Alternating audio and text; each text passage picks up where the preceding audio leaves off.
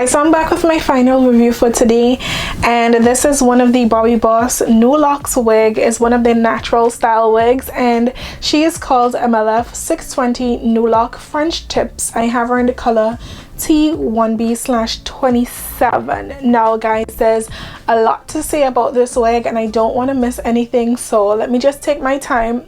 Maybe you can speed through this video, like, you know, put the speed up a little bit, but I'm gonna take my time and go through every single thing.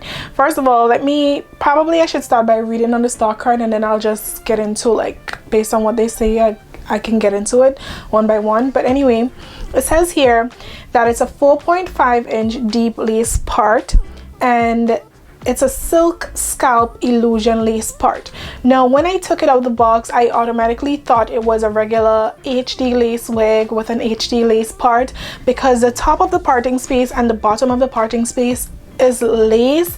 So I thought, you know, everything was just lace until I started spraying the lace and spray onto the front. By the way, it doesn't say HD lace anywhere here, but I started spraying the lace and spray underneath up front, and I noticed that it wasn't penetrating through the parting space. So that's when I felt it and I realized, like, there's something hard in between the parting space. So in between the lace up top and the lace at the bottom, there's something hard there. And even when you look at it, like, after I put it on, you can tell, like, the little piece of lace at the front that's remaining where the baby hairs are darker from when I tinted the lace, sorry.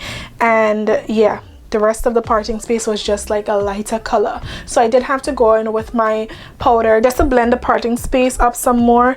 But I mean, it's nothing that I don't normally do with the parting space anyway. I always add powder to it, so that was fine. I mean, it wasn't hard to blend, whereas, you know, the flesh-like parts are a little bit harder to blend. So this wasn't hard to blend, so it's not really an issue. Now the baby hairs, since we are along the hairline, let's just get into the baby hairs. The baby hairs are long, they're curly, and they're thick. Why? I do not know. I really don't know why it's so long, why it's so thick. We did not need all that baby hairs. I think if you have the time, if you do get this wig and you have the time, take the time, tweeze out some of the baby hairs, you know, make it look a little bit more natural. Right now I just laid it down because I obviously don't have the time to sit there and tweeze this baby hairs, so I just cut it down shorter and I laid it down, but it's really thick. So yeah, I would suggest you just take your time and deal with that. Also, let me just get into the cap construction. The cap, you get 2 combs up front, 1 at the back, the adjustable straps. It's a stretchable mesh net material cap, which is also a Medi-Fresh or antibacterial cap, and you do get an elastic band in the cap. It's an adjustable elastic band, so you have that there for comfort and everything like that to help the wig lay a lot flatter. And guys, what I really want to get into is the way it looks underneath. Now, you guys know with the braided hairs, the lock hairs, it's always a hit or a miss when it comes to the construction. Listen, I've had it. Hopefully 2022 we'll get some better constructions when it comes to the braided wigs and the lock wigs.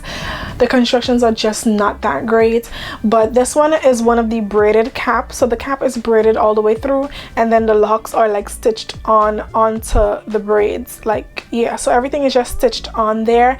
But if you pull it too crazy, you could see all the little braids in between there, so I don't really care for that. I like the fact that it's not like stitched down, because, you know, sometimes they put like a little stitch and they stitch the entire wig going around. They do that a lot with the braided wigs, but I'm happy that this one isn't stitched down. You know, it could move, but at the same time, with it moving, you have to be very careful because you could start seeing the little braided cap underneath. Also, you cannot pull this into a ponytail because there's nothing at the back, and I find that very strange. I thought that they could have put a little bit of hairs at least along the entire, you know, circumference of the wig, because that way if you pull it up in a ponytail or something, you won't be able to see anything. Maybe you can still use like a headband or something to hide it, but at the same time, at least give me something at the back so I can cover it up, even if I do want to put it in a ponytail. But anyway, you kind of have to wear this hair down. The way I'm wearing it right now for video purposes, it's good. You can't really see anything, but if I were to mess up and just pull this back, of course you're gonna see that I didn't do anything to the sides, of course, because like I said, the baby hairs are just too thick and I don't have the time. I really don't have the time. And not just that I don't have the time, I don't have the patience to deal with these thick baby hairs, and they're more on the rougher side, so it's kind of, it crawls my blood. Let me just say that, okay? So I don't want to deal with it. You could probably pull it, like if you do like probably glue it down or do the entire hairline of the baby hairs, you can pull it back something like this, but you still won't be able to wear all the hair to the front, because let me just turn around for a little bit so you guys can see how it looks with me just wearing it to the front like this.